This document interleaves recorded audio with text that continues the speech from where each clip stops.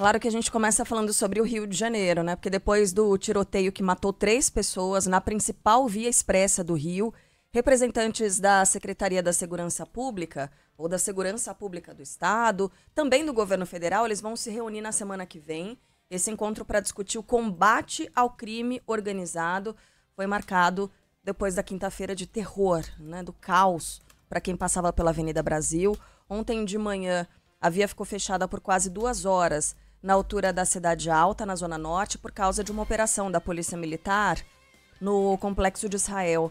A ação tinha como objetivo prender ladrões de carro e de cargas, mas a PM recuou depois da troca de tiros, que deixou motoristas e passageiros de ônibus feridos.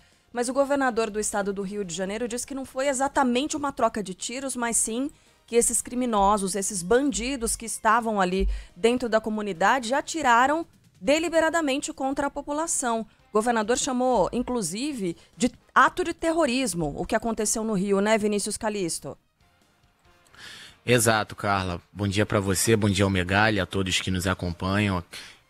Foi isso que ele falou nessa entrevista coletiva, atribuiu um ato de terrorismo ao que aconteceu, e se de fato foi um terror o que aconteceu no Rio de Janeiro na manhã de ontem, onde 3 pessoas acabaram morrendo, 3 pessoas inocentes, 3 homens inocentes que estavam trabalhando e a caminho do trabalho, que acabaram infelizmente morrendo por conta desse tiroteio. Essa declaração que foi dada no fim da tarde de ontem, entrevista coletiva do governador do Rio, Cláudio Castro, também com a participação dos secretários de Polícia Militar, o Marcelo de Menezes, da Polícia Civil, Felipe Cury, e também o de Segurança Pública, Victor Santos, pessoal. O desespero, né, das pessoas, dos passageiros dos ônibus, dos trabalhadores que estavam a caminho do trabalho, foi tão grande que a gente tem uma imagem que é chocante, de uma mãe tentando proteger ali a sua filha. Com certeza essa imagem, a mãe e a filha não vão esquecer por muito tempo dessa imagem. A mãe tentando proteger ali a filha, falando para ela não parar de chorar o tempo inteiro, ali tentando proteger a filha. Isso no meio do tiroteio. Elas estavam no meio da Cidade Alta. Para de gritar, Sara, em nome de Jesus, se acalma. Se você passar mal, não tem como a gente ser socorrida. Se acalma, filha. Calma, meu amor, calma. Fica calma. Meu amor, calma, em nome de Jesus, calma. Calma, respira. Respira devagar, não tampa o rosto, respira devagar.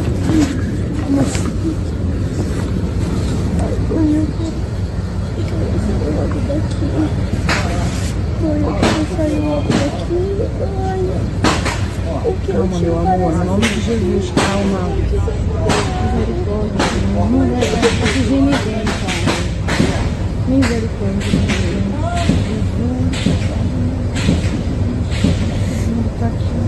Elas estão abraçadas dentro do ônibus. É possível observar outros passageiros ali. A mãe, ela tá com o celular virada para as duas, né? Não, o rosto delas não aparece. Mas a mãe tá abraçada com a filha, que tá tendo ali claramente um ataque de pânico. E como a mãe disse, se você passar mal, não tem como ninguém socorrer a gente aqui, Vinícius. Meu Deus, crianças submetidas a isso, né, gente? É muito louco. Exatamente, muito pessoal, grave. foi de fato grave, uma tristeza muito grande. Elas duas, elas escaparam ainda bem, mas o Renato, por exemplo, pessoal, Renato Oliveira, que foi uma das vítimas, que estava no ônibus que estava saindo da Baixada Fluminense, indo para o centro da cidade, ele que tomou um tiro na cabeça, chegou ainda a ser socorrido para o Hospital Federal de Bom Sucesso na Zona Norte. Ele não conseguiu escapar, infelizmente. Eu fui até o Hospital Federal de Bom Sucesso também, conversei com um amigo dele, o Adonias, estava com ele, criado com ele lá, e foi assim, doloroso escutar o Adonias ali tendo que falar do momento em que ele viu o amigo baleado. Vamos ouvir o Adonias. Eu moro na mesma casa, na mesma rua, nós pegamos o ônibus junto, eu estava dentro do ônibus, então a bala começou a comer.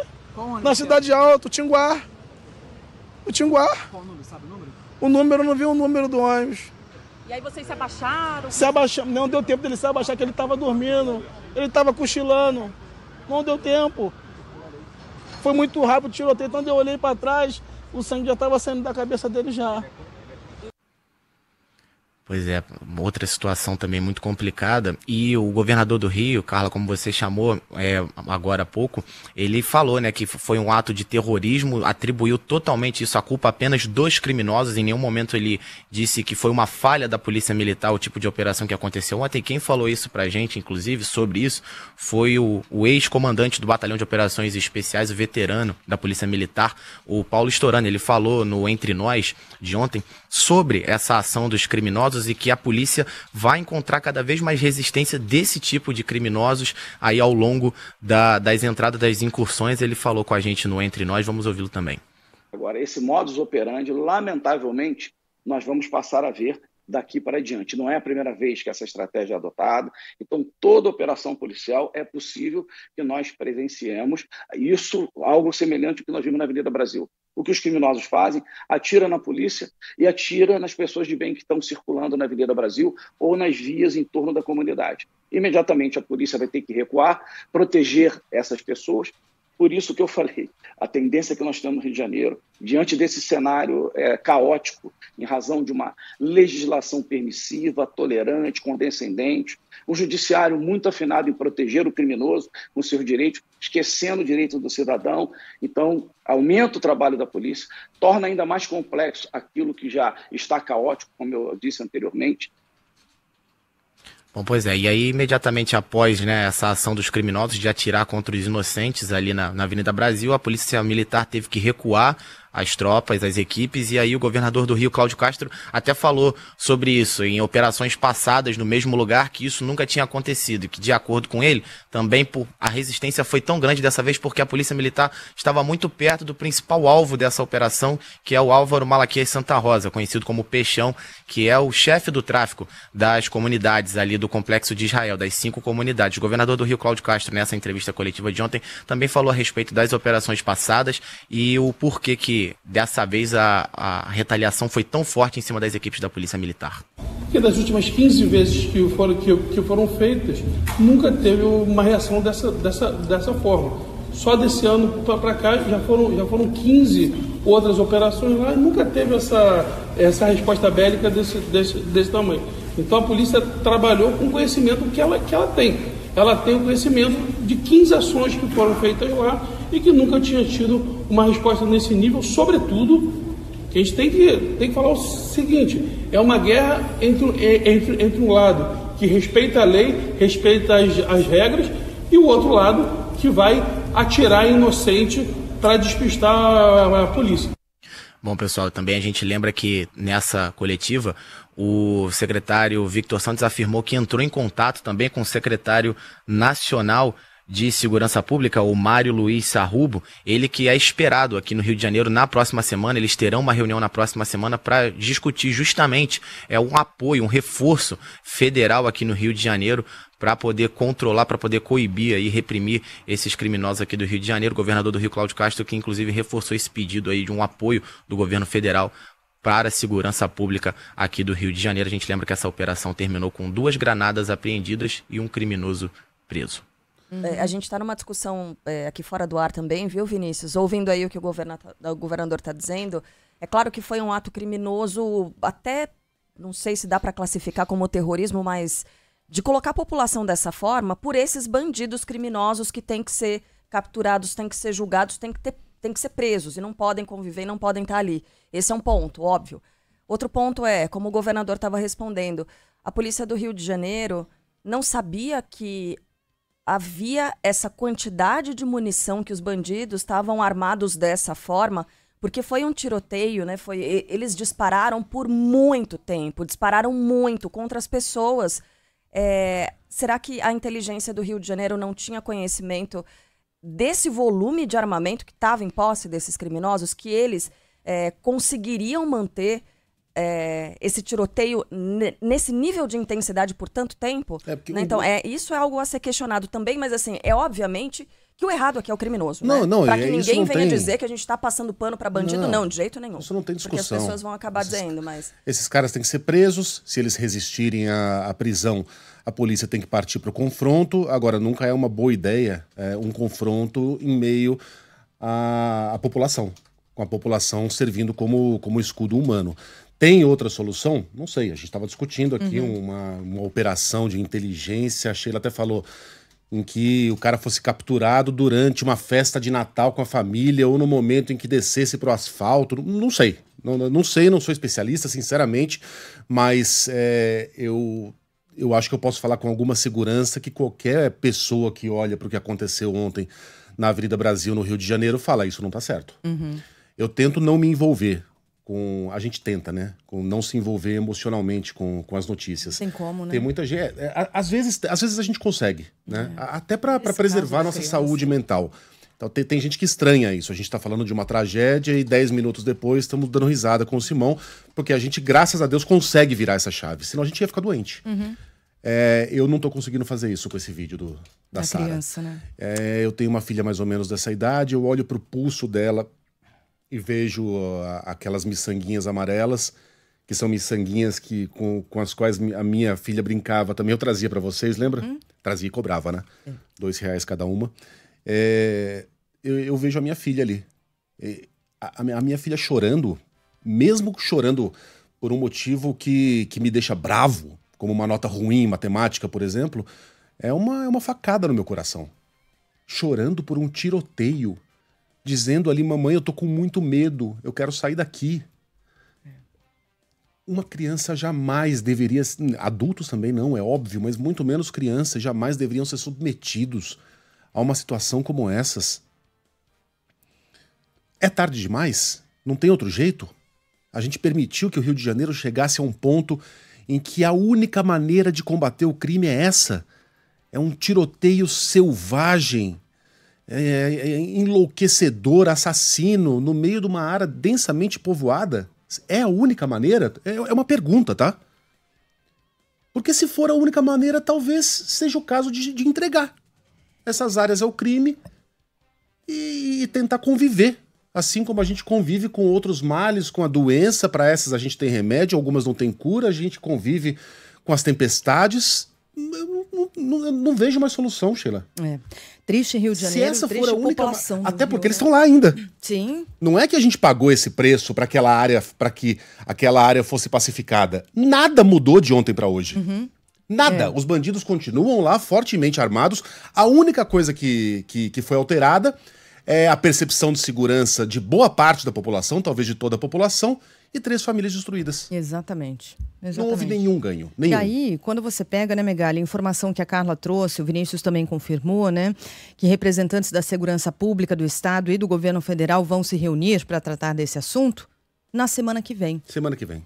Quando a gente está falando de algo que é importante, que é grave e que, acima de tudo, é urgente. E esse é o nível de urgência das autoridades. Ah, mas as autoridades também não vão resolver nada com uma reunião. Não importa. Sinalizem para a população que encaram isso como urgente. Sinalizem, deem um recado, deem algum nível de demonstração de que a população do Rio de Janeiro importa. Porque quando você marca para a semana que vem, você olha para a população e diz o seguinte: a gente não está nem aí para vocês. Não tem pressa. E a vida no Rio tem urgência. A vida no Rio tem pressa. O que acontece no Rio é inaceitável, mas ficou para a semana que vem. A mensagem é, isso não é importante a ponto de cancelarmos nosso fim de semana. É isso aí. Vinícius, obrigado pelas informações, bom trabalho para você, meu irmão. Valeu, pessoal, um abraço para vocês, bom trabalho. E um abraço também para quem tá indo trabalhar agora no Rio de Janeiro, tá ouvindo a Band News na Avenida Brasil, tá lembrando do pânico de ontem. O que a gente pode fazer é isso, é estar aqui com você nesse momento, né? Oferecer a nossa mão virtual aqui, à distância. Força, e tamo né? junto. Porque ninguém pode abrir mão do trabalho, diferentemente de muitos políticos que às sextas-feiras podem abrir mão de trabalhar, né? O pessoal não pode abrir mão de trabalhar. Vai ter de, provavelmente, pegar a mesma linha de ônibus onde tudo isso aconteceu ontem, né, encarar gente? o medo. Então é isso, força. No Rio Grande do Sul, morreu mais um policial atingido pelo homem que fez a família refém e abriu fogo em Novo Hamburgo.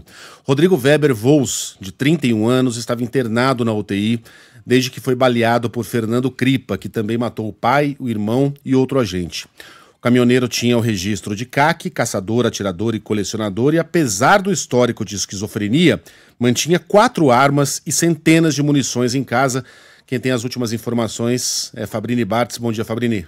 chega a 4 o número de vítimas de Edson Fernando Cripa, que também morreu devido ao tiroteio em Novo Hamburgo, no Vale dos Sinos. O policial militar Rodrigo Voltz, de 31 anos, estava internado na UTI do hospital da cidade desde a última quarta-feira, quando foi atingido por um disparo. O brigadiano será sepultado ainda nesta manhã em Canoas. Após um desentendimento familiar, na última terça-feira, Edson disparou mais de 100 tiros, matando o pai, o irmão e 2 policiais, além de deixar outras 5 pessoas feridas que seguem hospitalizadas. A mãe, Clarice Cripa, e a cunhada dele, Priscila Martins, estão em estado grave, assim como o soldado João Paulo Farias. Josane Miller e o guarda Volmir de Souza estão estáveis, mas sem previsão de alta. O atirador foi morto durante a troca de tiros. As circunstâncias da morte serão esclarecidas e detalhadas pela perícia. Um navio fica à deriva e 3 pessoas morrem durante as fortes chuvas que atingiram o Rio de Janeiro. O temporal afetou ainda os transportes, obstruiu vias, causou falta de energia e derrubou árvores em outras cidades, do estado, em diferentes cidades do Rio de Janeiro. Na Ilha Grande, telhas de um pier foram arrancadas pela ventania e quase atingiram os banhistas. Isso numa quinta-feira que já não estava muito fácil de ser encarada no Rio, né, Luana Bernardes? Bom dia para você. Pois é, Carla. Bom dia a todos os ouvintes da Band News FM. E até agora, moradores de diferentes pontos aqui do Rio estão sem energia elétrica. Segundo o Corpo de Bombeiros, foram 140 ocorrências relacionadas às chuvas, a maioria por queda de árvore. Nesse momento, segundo o Corpo de Bombeiros, risco de deslizamento, inundação e alagamento é considerado moderado a muito baixo no estado do Rio. Episódio mais grave aconteceu em Nova Iguaçu, na Baixada Fluminense, onde 3 pessoas morreram após a queda de um muro que desabou depois de uma rajada de vento. Aqui na capital fluminense, como você disse, um navio se desprendeu do cais após o rompimento de cabos de amarração e ficou à deriva. A imagem é impressionante, foi compartilhada nas redes sociais. Gente, se liga aí, ó. O vento foi tão forte que arrebentou até as cordas do navio. O navio tá à deriva. Tá à deriva, risco de ali pegar os barcos ali, ó, que tá na água, dos pescadores. Meu Deus do céu. Meu Deus. E tá indo. Tá indo. É uma embarcação enorme. No vídeo que está na nossa live, dá para ver que assusta, né? A proximidade com o continente, essa embarcação muito próxima, você vê que tem alguma coisa errada. E aí a Capitania dos Portos foi acionada, apesar do susto ninguém ficou ferido, e rebocadores foram acionados para fazer aí a retirada dessa embarcação do local que está ali nas proximidades da Ilha do Governador. Na Costa Verde Fluminense, a ventania arrancou parte da cobertura do cais do Abraão, na Ilha Grande. Segundo a Prefeitura de Angra dos Reis, funcionários foram até o local para retirar o material do mar. Essa cobertura foi levada depois para o mar, ninguém ficou ferido também. Em Petrópolis, que é a cidade que mais preocupa na região serrana, sirenes foram acionadas por causa do temporal, mas de acordo com a Prefeitura, sem necessidade de deslocamento de moradores para pontos de apoio. E em São Gonçalo, na região metropolitana do Rio, parte do teto de um shopping cedeu, o local foi isolado e fechado temporariamente sem previsão de abertura. Luana, a gente falou em 3 mortes no estado, né? Como um todo, não no caso do navio, mas em todo o estado por causa da chuva. Onde exatamente essas pessoas estavam? Você tem mais informações?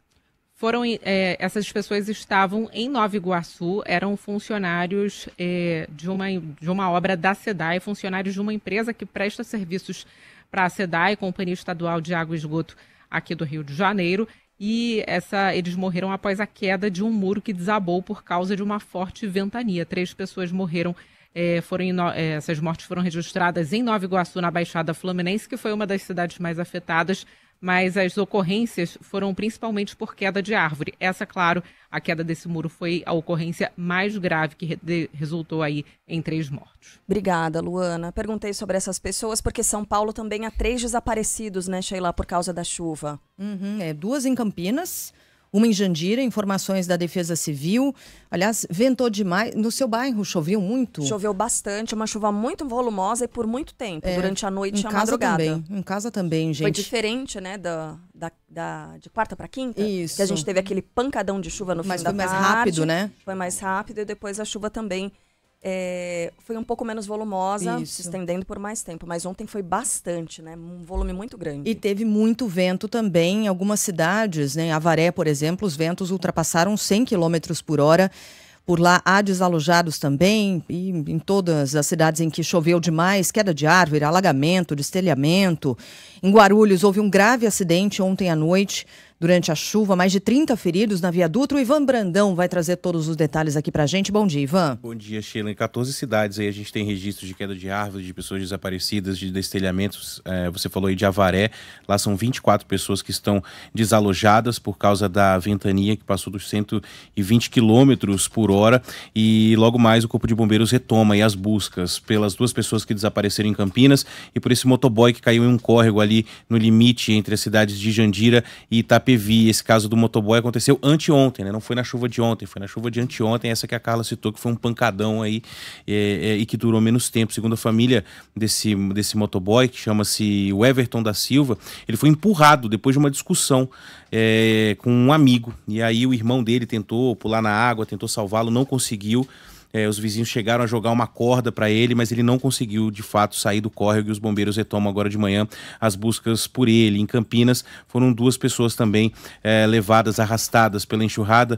Uma delas, uma jovem, enfim, a gente segue em contato aqui com o Corpo de Bombeiros. Você citou esse acidente aí na Dutra, um acidente que chamou muita atenção por causa do número de pessoas feridas. 32 pessoas ficaram feridas ali na altura de Guarulhos, cidade aqui na região metropolitana de São Paulo. Foi por volta das 7 da noite ontem e, segundo a Polícia Rodoviária Federal, os 2 veículos estavam no mesmo sentido, estavam no sentido Rio de Janeiro quando houve o acidente. As pessoas foram socorridas, enfim, mas há pessoas ainda internadas em estado grave. A gente não tem mais informações sobre as causas, de fato, desse acidente. E na cidade de São Paulo, a gente segue acompanhando também.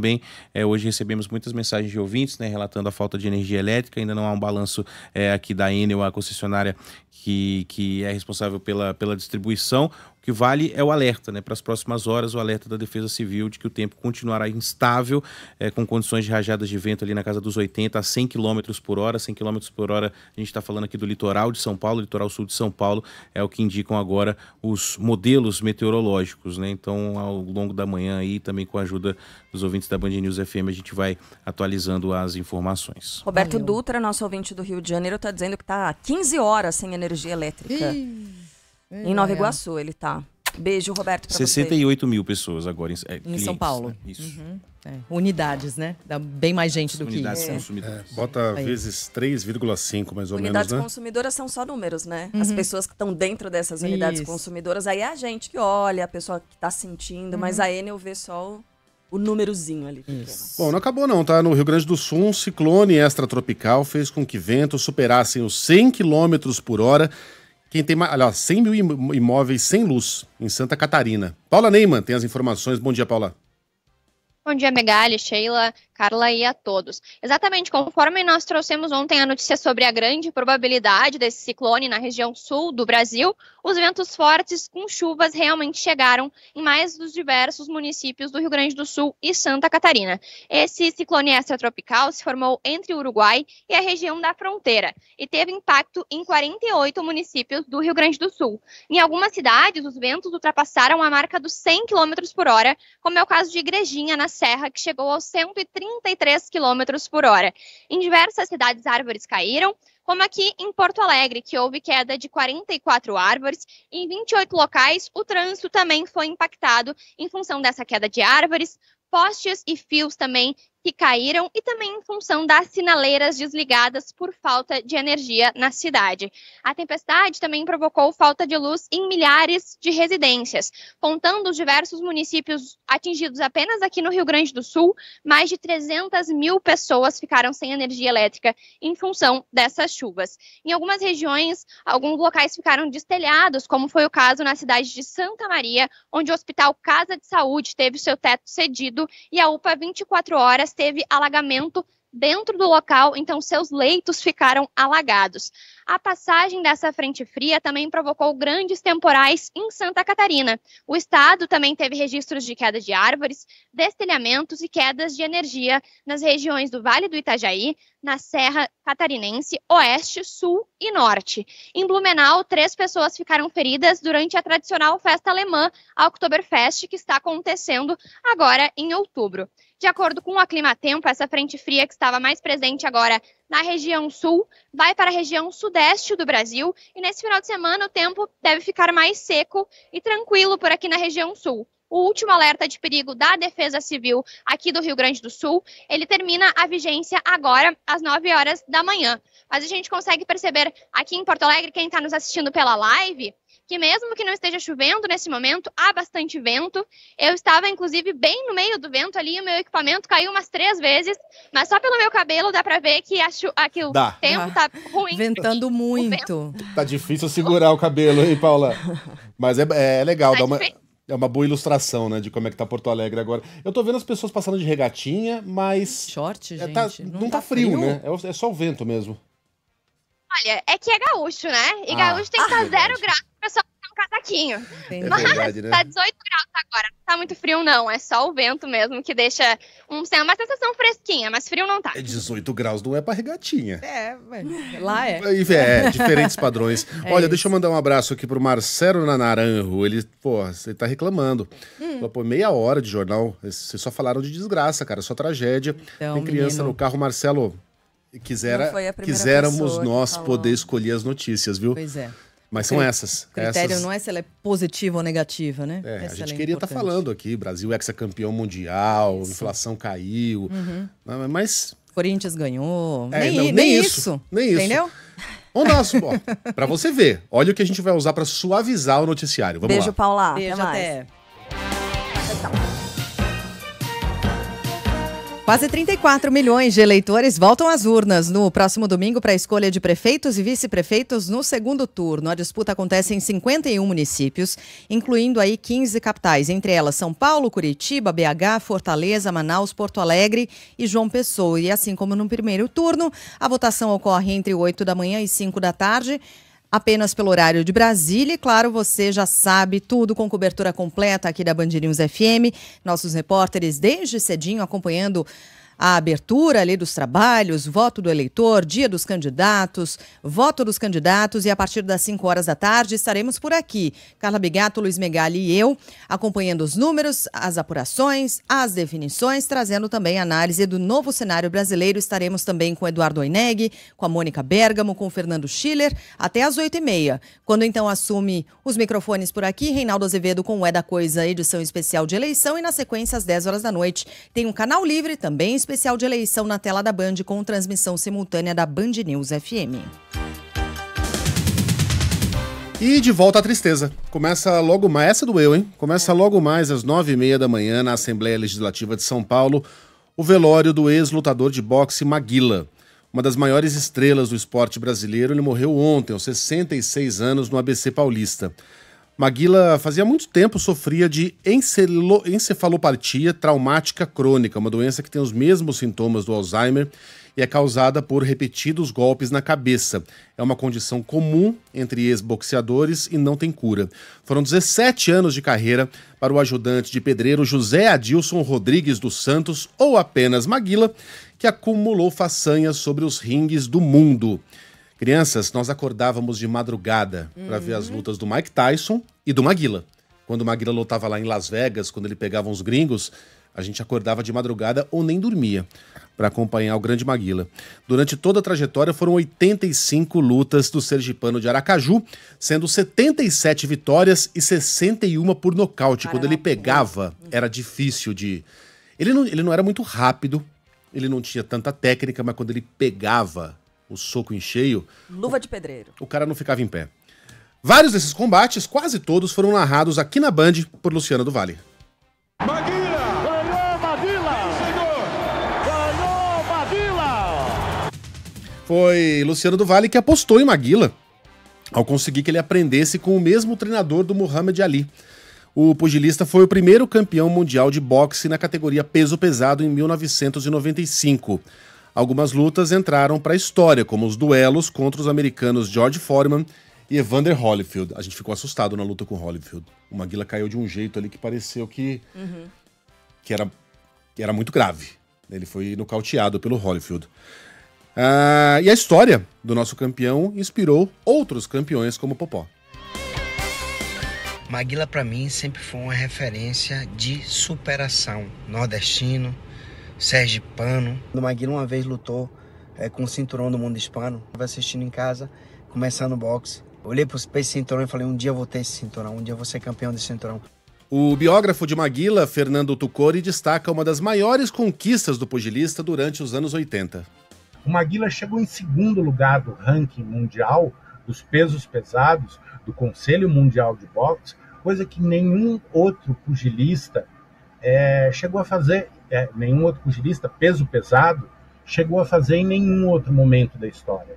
Peso pesado, o Maguila foi o melhor pugilista que o Brasil já teve e talvez tenha sido até o melhor pugilista sul-americano que o Brasil já teve. Maguila estava internado desde 2017 em uma clínica em Itu, no interior paulista. Nos últimos dias ele foi levado para um hospital em São Paulo, aí foi transferido para uma clínica no ABC e lá ele morreu.